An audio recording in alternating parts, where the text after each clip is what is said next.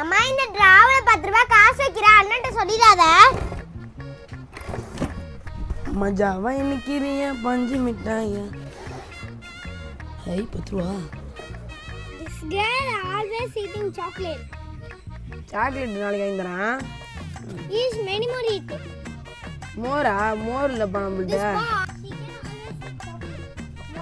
நான் என் 10 ரூபாங்க. அதான் தர முடியாது கிளம்பு. ஏய் என்ன எனக்கு இப்ப தலைய வலிக்குது 10 ரூபாய் காசு கொடு போய் மாத்திரை வாங்கணும். அப்படியா? அப்ப என் மடியில போடு நான் உன் தலைவலியை போக வைக்கிறேன்.